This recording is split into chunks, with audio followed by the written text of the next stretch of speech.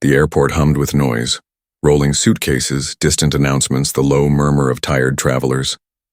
And right in the middle of it all, Leah Adesina stood quietly in line, her hand wrapped around the handle of a modest black carry-on. No one in that crowded terminal knew her name yet. They only saw a woman with an accent, an unfamiliar face, and a calm that seemed almost misplaced in the chaos. But within the hour, the same people who mocked her would watch their world turn upside down. Because Leah wasn't just any traveler. She was the woman who now owned half the company that ran this very terminal. And none of them had a clue. The story begins like so many others, and not with shouting, but with laughter. Ugly, careless laughter that echoes across a counter meant for service.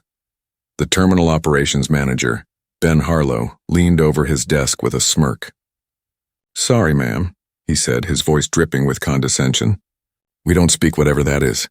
His co-workers chuckled, encouraged by his confidence where Leah's English was perfect. Her Nigerian accent rich and musical, the kind of tone that carried both history and pride. She'd asked a simple question about a delayed flight. But Ben had already decided this was a woman beneath him, someone he could humiliate without consequence. He mimicked her speech, exaggerating every vowel, twisting every word. "Maybe try the bus next time," he joked to another burst of laughter from his team. But Leah only smiled.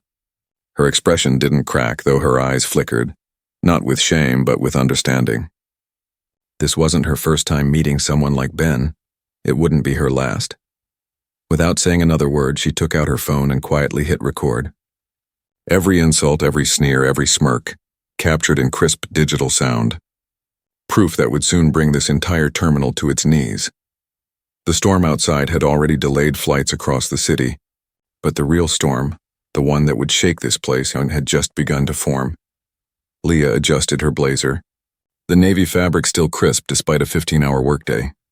She looked like any other professional traveler, tired, polite, composed, but the subtle confidence in her posture told a deeper story.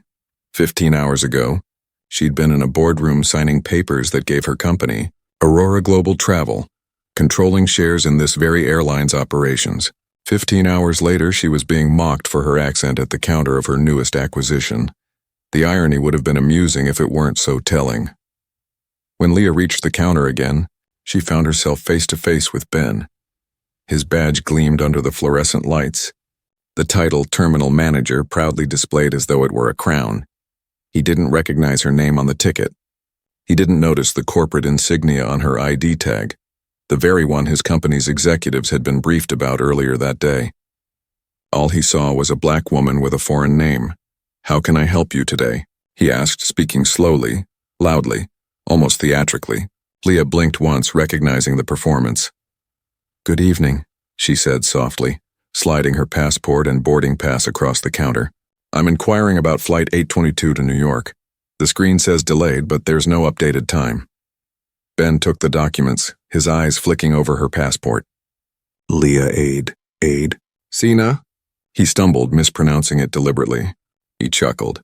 "That right?" "It's Adesina," she corrected gently, her smile never fading. "Well, Ms. Aid something," he said, leaning in. "Your flight's delayed. Bad weather. You understand? Big storm." He gestured dramatically toward the rain-lashed windows as though explaining to a child. Leah's jaw tightened slightly, but she kept her tone calm. "Could you check for an estimated departure time, please?" He sighed loudly, typing on the keyboard with exaggerated effort. 3 hours, maybe more. Hard to say in American time. His colleagues laughed again. Just then, a white businessman stepped up beside her, asking the same question about the same flight. Ben straightened instantly. His tone became crisp, professional. "Yes, sir. 3-hour delay. We've arranged refreshments in the first-class lounge. Can I have someone escort you?" Leah watched silently. Not a word, not a flinch. Just quiet observation. And another mental note.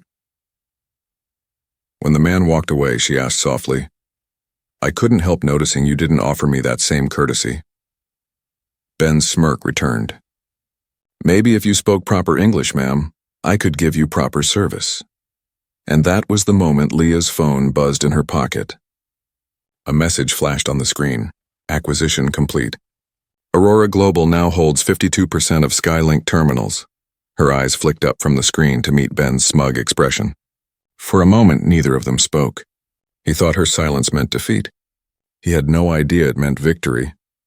When Ben mocked her again, the laughter of his colleagues echoed through the concourse. Passengers turned to look. Some frowned, uncomfortable but unwilling to intervene. A few whispered quietly, their pity misplaced. Leah stayed composed. "May I speak to your supervisor?" she asked. Ben puffed his chest out. "I'm as high as it goes, sweetheart." He tapped his badge for emphasis. That badge, the same one he'd soon hand over before leaving this terminal for good. A younger employee named Mia glanced up from the next counter.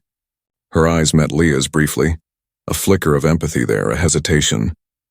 But when Ben snapped, "Stay in your lane, Mia," she looked away, her shoulders tense. Leah knew that look. It was the look of someone who wanted to help but was afraid of losing her job. Still calm, Leah said, "Then please at least give me an estimated update so I can plan accordingly." Ben smirked. "Didn't I already?" In English? More laughter. More humiliation. And yet beneath the surface the power in that terminal had already shifted, silently, invisibly, to the woman standing across the counter. Leah leaned forward, just slightly. Her voice was soft but carried weight. "Thank you for your time, Mr. Harlow. I'll remember this conversation." He rolled his eyes. Yeah. Try the bus next time." She turned away, her phone still recording, and that was the moment the countdown to his downfall began. Leah walked away from the counter, the hum of the terminal swelling around her like static. She didn't rush or look back. Every step she took was measured, every breath controlled. But inside, a quiet fire had started to burn, the kind that doesn't flare wildly, the kind that builds and focuses. She found a quiet seat near a row of charging stations, slipped her phone from her blazer pocket, and played back what she'd just recorded. Ben's mocking voice filled her earbuds. The laughter. The slow, deliberate mispronunciations. Each cruel syllable was now frozen in digital clarity. A notification popped up on her phone again. Confirmation of an emergency meeting for all terminal executives. She smiled faintly.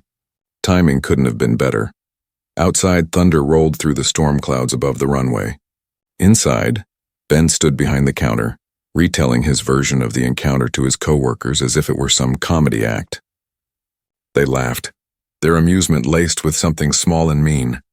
None of them noticed the woman who had just taken a seat at the far end of the terminal, opening a sleek laptop embossed with a golden logo, Aurora Global Travel. Within seconds, she was logged into a secure network, her screen lighting up with dashboards and live corporate alerts. She typed a short message.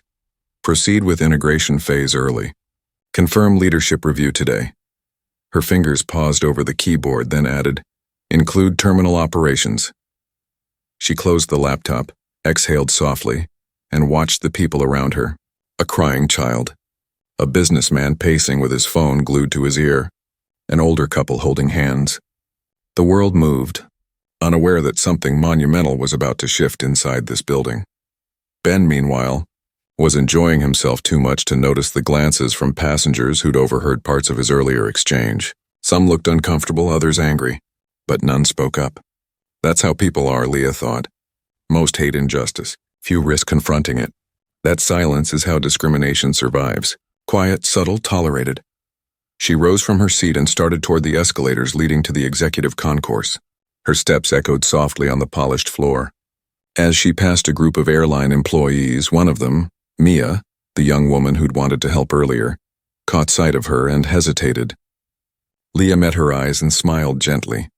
Thank you for trying, she said quietly. The word startled Mia, though Leah's tone was kind, almost warm. Then Leah was gone, disappearing into the restricted corridor before the girl could reply. At that same moment upstairs, the terminal's administrative office buzzed with sudden tension. Messages were flooding in from corporate headquarters, unplanned, marked urgent. Ben's radio crackled with a curt order. Manager Harlow, report to admin immediately. He frowned, glancing at his coworkers. Guess someone noticed my customer service charm, he joked. They laughed again, but it was forced this time. A ripple of unease passed through the group. Even jokes sounded nervous when the word headquarters came up. Ben grabbed his tie, straightened it, and swaggered toward the executive offices. His confidence was pure armor, shiny on the outside, hollow underneath. When he entered the conference room, the atmosphere shifted instantly. Around the long table sat several people he didn't recognize. Sharp suits, quiet faces, serious eyes. On the wall behind them, a digital screen displayed the Aurora Global logo. "Mr. Harlow," one of them said, rising to greet him. The man's voice was calm but carried authority. "Please have a seat." Ben hesitated. Sure. But who are you people? I was told this was about operations." "It is," the man said. "I'm Daniel Wright, Chief Legal Officer for Aurora Global Travel. As of this morning, your employer, Skylink Terminals, became part of our organization." Ben blinked. "What? I don't—" Daniel lifted a hand. "Please, let's begin." A woman tapped a tablet and the speakers filled the room with a familiar sound. Ben's own voice. The mockery, the exaggerated accent, the laughter. Every second of the conversation he thought had vanished into the air now echoed off the conference walls. The faces around the table didn't react. They simply listened, their silence heavy as judgment. Ben's color drained. That's taken out of context," he stammered. She didn't understand what I was saying." Daniel didn't look at him. "She understood perfectly," he said. "In fact, she spoke flawless English. And she also happens to be your new employer." The room went silent. Ben's head turned slowly toward the door as it opened. Leah stepped inside, her presence calm but commanding. She no longer looked like a tired traveler. Every inch of her now radiated authority. "Hello, Mr. Harlow," she said softly. "I believe we've already met." Ben's mouth opened, but no sound came out. The smug humor he'd worn like armor earlier had shattered. He tried to find some footing in denial. You tricked me. I pretended nothing," Leah said, her tone steady. "I asked a question at your counter. You chose how to answer." Her words were precise, every syllable deliberate. Daniel stepped forward, laying a folder on the table. "Mr. Harlow, your conduct violates multiple workplace policies now under Aurora Global's governance. Effective immediately, you are suspended pending investigation." Ben's chair scraped backward. "You can't do this." "I've worked here for 15 years. Leah's gaze was unwavering. "And in 15 minutes you showed me exactly why this acquisition was necessary." The silence that followed was suffocating.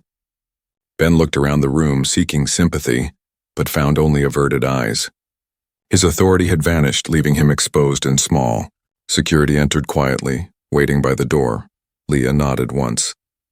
"Escort him out, please." As Ben left the room, his protest fading down the hall, Leah turned to the executives. "Gentlemen, ladies," she said, "what just happened downstairs wasn't an isolated incident. It's a symptom of a deeper illness. One we are going to cure." The others shifted uncomfortably. Some nodded. Others looked at the table. Leah didn't need their agreement. She already had their attention. And the recording, already sent to every department head, ensured she had their accountability too. Somewhere near the terminal floor, Mia watched through the glass walls as Ben was led out by security, his once confident stride now replaced by a stumbling walk. She didn't understand everything that had happened. But she understood one thing clearly.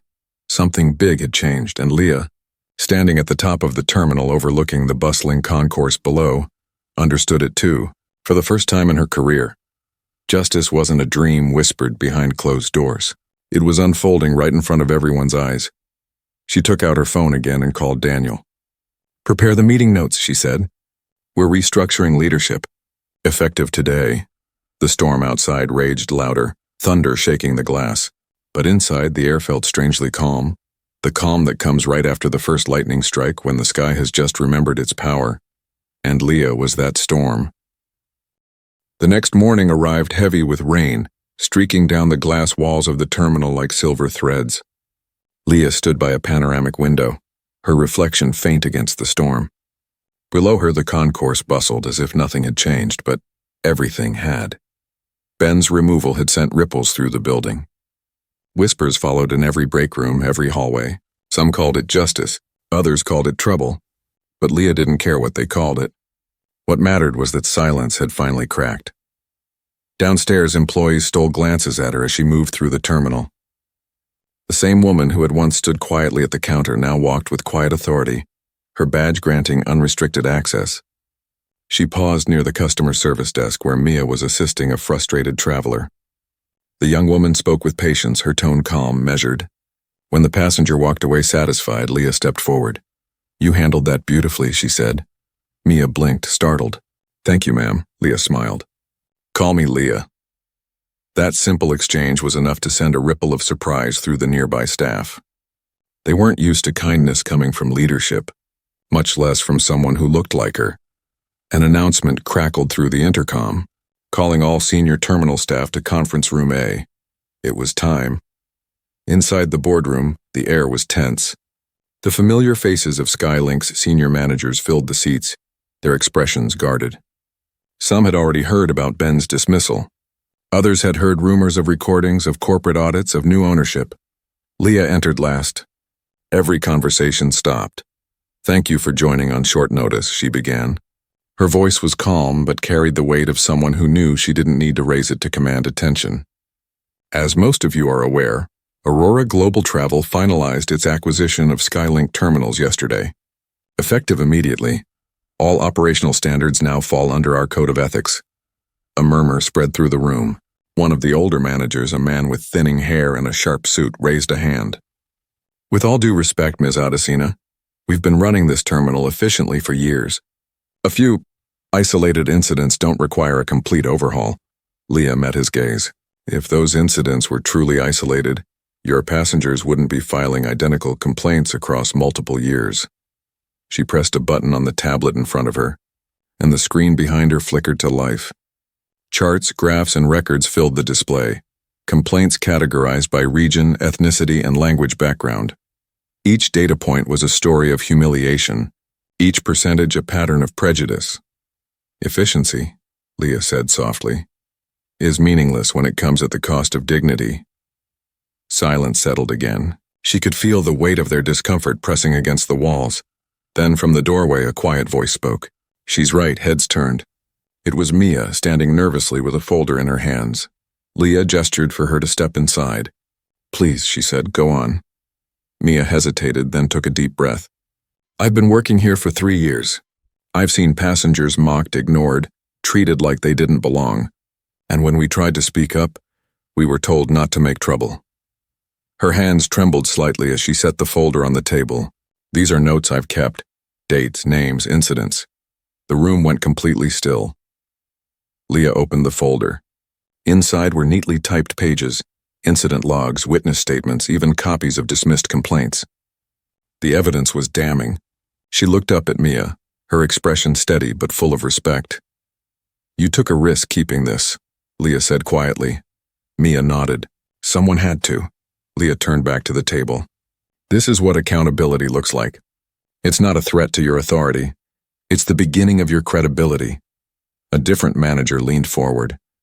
"What are you suggesting? That we start over?" "I'm suggesting we start right," Leah said. For a moment no one spoke. Then Daniel, the legal officer, added, "Aurora Global will be implementing mandatory inclusion training and a full audit of all employee interactions. Leadership positions will be reviewed." One of the executives muttered under his breath, "Overreaction." Leah caught it but chose not to respond directly. Instead, she said, "Overreaction is what people call justice when they're used to comfort." That line cut through the tension like a blade. No one spoke again. By the time the meeting ended, the rain outside had eased into a drizzle. As the managers filed out, some shaken, some thoughtful, Mia lingered by the door. "I thought people like Ben would always win," she said softly. Leah gave her a faint smile. "They win when the rest of us look away. You didn't." Later that evening, Leah sat in her temporary office overlooking the terminal floor. From above, she could see travelers moving like rivers of color and motion, faces of every shade, accents from every corner of the world. The kind of diversity her company was built to honor. Her phone buzzed again. A message from Daniel. "Media inquiry incoming." They heard about the suspension. Leah typed back, "We don't hide the truth. We lead with it." A few minutes later, she received another message, this one from the board. "Public statement approved. Integration continues as planned." She looked back down at the terminal. Somewhere among the crowd, she spotted Mia helping an elderly woman with her luggage. They shared a small laugh, an ordinary kindness that had been rare here before. That's how change begins, Leah thought. Not with press releases or grand gestures, but with small moments of decency that refuse to die. She reached for her notebook and wrote a single line. Respect is not policy. It's culture. Outside, the rain stopped completely.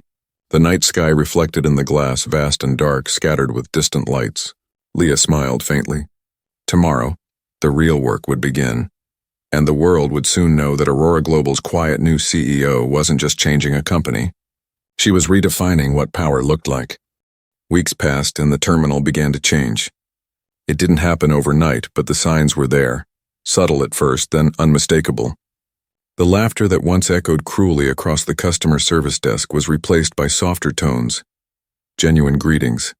Patient explanations. Leah's influence was spreading, not through fear but through example. Training sessions began on Mondays, led by professionals who didn't sugarcoat a thing. They spoke about empathy, about listening, about how language and culture were not barriers but bridges waiting to be built. Some employees rolled their eyes at first, arms crossed, defensive. But when Leah herself walked into one of the sessions and quietly took a seat among them, the room fell silent. She didn't speak right away. She let the trainer finish, then said, "This isn't about punishment. It's about awareness. You can't fix what you refuse to see." Her tone wasn't scolding. It was calm, almost weary, like someone who'd carried the weight of the same fight too many times. That honesty disarmed them more than anger ever could. Mia sat in the back of that room taking notes. She'd been promoted to assistant terminal supervisor. Some coworkers resented it, whispering that she'd just been in the right place at the right time. But Leah saw something else. Courage when it was inconvenient. That kind of courage deserved to be cultivated. Under Mia's guidance, new systems began to form. Feedback kiosks appeared across the terminal, allowing passengers to rate their experience and leave comments. Every entry went directly to a review board overseen by Aurora Global's new cultural division. Anonymous reports, real consequences. No more brushed-off complaints. Within weeks, small miracles unfolded. Staff started greeting passengers in their native languages. Uniforms were redesigned with small flags representing each employee's heritage. The first time a young woman from Brazil saw a clerk with her flag on his badge and heard "Bem-vinda" instead of "next," she burst into tears. Leah watched these changes unfold from her office window, her expression unreadable but her eyes bright with quiet pride. This was what she'd envisioned. Not revenge, not retribution, but restoration. But not everyone welcomed it. Resistance came quietly. Some longtime managers complained that standards were slipping, that the new policies were too sensitive, that business should come before feelings. In private, they scoffed at the new culture, calling it a fad that would fade when profits dipped. One afternoon, during a review meeting, an executive named Paul crossed his arms and said, "We're spending too much on these reforms. The passengers don't care about slogans. They care about getting to their destinations." Leah closed the report she'd been reviewing. "They care about being treated like human beings," she said simply. "That's what will keep them coming back," he frowned. "This kind of initiative looks good in the media, but it doesn't sustain a business." Leah turned her tablet toward him. Charts filled the screen. Data from the last quarter. Customer satisfaction up 40%. Repeat bookings up 30%. Complaints down 60%. Her tone stayed calm. "It seems compassion is more profitable than arrogance." Paul had no response. The numbers spoke louder than his pride. That evening, when most employees had gone home, Leah stayed behind in her office, reviewing a stack of personal letters sent to her inbox. Passengers she'd never met wrote about being treated kindly for the first time in years. One letter came from a Ghanaian doctor who'd been traveling for a medical conference. "I've passed through this terminal dozens of times," he wrote. "For once I was spoken to as a guest, not as a problem." She set the letter down, her chest tightening. Every word was a reminder of why she'd done this. At the same time, somewhere across town, Ben sat in a dimly lit law office, his hands clasped tightly in front of him. Papers littered the table, legal filings, counterclaims, witness statements. His lawyer, a weary man in a worn suit, sighed. "They've built a case against you that's airtight," he said. "The best we can do now is settle." Ben's eyes were red, not from tears but from sleepless nights. "She ruined me," he muttered. "All because I joked around." His lawyer shook his head. You mocked a paying passenger on record in front of witnesses, and that passenger turned out to be your CEO. That's not a joke. That's a career-ending mistake.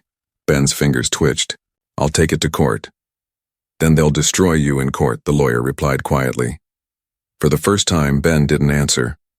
The fight in his voice was gone, replaced by the dull ache of consequence. Back at the terminal, life carried on. Mia implemented new programs, prayer spaces, sensory rooms for autistic travelers, better access for elderly passengers. The changes rippled outward. What had begun as damage control was becoming a model. Other terminals called asking about Aurora Global's methods. Industry journals started writing about it, praising the Dignity in Travel initiative as revolutionary. Leah refused every interview request. She didn't want fame, she wanted permanence. One evening as she prepared to leave, she found Mia waiting outside her office. There's someone here to see you, Mia said softly. Who? Mia hesitated.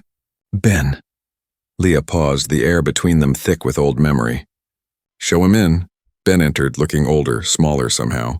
The arrogance that once filled every inch of him was gone, replaced by exhaustion and something that looked like shame. He stood awkwardly near the doorway. I came to apologize, he said. His voice was low, careful. I didn't understand what I was doing back then. The training, the therapy, they made me see things I didn't want to see. Leah studied him for a moment. And what did you see? He swallowed. That it wasn't just about me being rude. It was about me believing some people mattered less. I don't want to be that person anymore. Leah nodded slowly. Understanding is the first step. The second is consistency. He met her gaze. Thank you for giving me a chance to learn. You didn't have to. Everyone deserves a chance to grow, she said softly, even those who once stood in the way of growth. Ben left quietly after that, but the moment lingered with her long after the door closed. That night, Leah wrote a new directive for the entire company. Second chances are not weakness. They are proof of progress. By the end of the month, Aurora Global was no longer just a travel company. It was becoming a movement. Months later, sunlight poured through the tall glass panels of the terminal, casting soft gold across polished floors. The building that once carried an air of tension now thrummed with quiet energy, laughter, greetings, the rhythm of progress. Every screen, every announcement, every smile seemed to reflect the same message that now defined Aurora Global's identity. Travel with dignity. Leah arrived early, as she often did, blending into the morning rush. She liked to walk the floor before meetings began, observing the interactions that told her whether her reforms had truly taken root. She passed a check-in desk where a young attendant was patiently helping an elderly woman who spoke halting English. Take your time, the attendant said, his tone kind, not hurried. Leah smiled faintly. That was the sound of change, not loud, not performative, but real. Mia joined her by the observation deck, tablet in hand. The new satisfaction reports just came in, she said, excitement bright in her voice. Complaint rate down 72%. Efficiency up 25%. And we've had over 100 job applicants this week. People saying they want to work here because of what we've built. Leah nodded. Then we're on the right path. Also, Mia added, the media's calling it the Aurora model. Other terminals are adopting it. Some airlines too. Leah's expression softened. It's not about the name. It's about the ripple. Down on the concourse, Ben stood behind the customer service desk in a simple navy uniform. He greeted travelers with quiet professionalism, no trace of the man he once was. When a Nigerian family approached with boarding questions, his voice was steady, respectful. Welcome. Let me make sure you're all seated together, he said.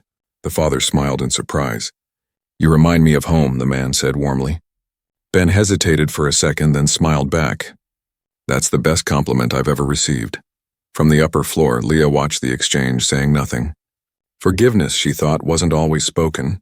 Sometimes it lived in the small, invisible moments when people simply chose to be better. Later that afternoon, she stood before a crowd of executives from major airlines gathered for a special summit, hosted by Aurora Global. The room buzzed with anticipation. Journalists, industry leaders, and policy advisors filled every seat. Leah took the podium without fanfare, her posture straight, her tone even. Travel connects humanity, she began. But for too long it has also divided it. What happened in this terminal months ago was not unique. It was just visible. What we did afterward wasn't revolutionary. It was overdue. She paused, letting the quiet stretch. Every eye was fixed on her. We proved that dignity isn't a luxury or a political gesture. It's the foundation of trust. When you treat people with respect, they don't just buy a ticket. They buy belief in your brand, your staff, your integrity. And that is something no marketing campaign can manufacture. A wave of agreement murmured through the audience. Even those who had once doubted her now leaned forward, listening. Behind her, a large screen displayed images of the new Aurora terminals, multilingual signs, inclusive workforces, prayer and wellness rooms, sensory-friendly spaces, cultural training programs. It was more than policy. It was a new standard, she concluded quietly. We've built something here that reminds the world power isn't measured by who you can dismiss, but by who you choose to uplift. When she stepped away from the podium, the room rose to its feet. The applause began softly, then grew, echoing across the hall like the sound of renewal. After the event, she found a quiet spot near a window overlooking the runway. Planes lifted off one by one, silver wings slicing into open sky. Each departure, each destination, each accent-filled announcement was proof that humanity still worked when empathy led. Her phone buzzed with a message from an international business journal. Aurora Global, recognized as the world's most ethical travel brand. She smiled, not from pride but from relief. The story that began in humiliation had become a blueprint for respect. Mia approached, holding a small folder. We've just finalized the mentorship program, she said, for young staff from underrepresented communities. It'll start next month. Leah took the folder, her fingers brushing over the title, Pathways to Leadership. Perfect, she said softly. The two women stood side by side, watching a plane taxi down the runway, its engines rising to a steady roar. Do you ever think about that day? Mia asked quietly. Leah's gaze stayed on the horizon. Every day. Not with anger anymore. Just clarity. People laughed because they didn't see me. They saw a stereotype, a target. But the truth is, power doesn't need to announce itself. It just waits for the right moment to reveal what it's capable of. The intercom above them chimed, and a warm, melodic voice echoed through the terminal. Aurora Global welcomes all passengers. Thank you for choosing to fly with us. The accent was unmistakably African, confident, elegant, unashamed. Leah closed her eyes for a brief second, letting the sound wash over her. The very thing they once mocked had become the voice of the company. As she walked toward her gate, employees and travelers nodded in greeting. No one saw a stranger anymore. They saw the leader who had rewritten the rules. She paused before boarding, turning once to take in the scene, the bright screens, the bustling counters, the laughter that no longer came at anyone's expense. Then she smiled, not for recognition, but for everything that had changed quietly, permanently. True power, she thought, wasn't about control. It was about creating spaces where no one ever had to shrink themselves to be respected. And with that, Leah Adesina stepped onto her flight, not escaping her past, but flying toward a future she'd built with resilience, compassion, and unbreakable grace.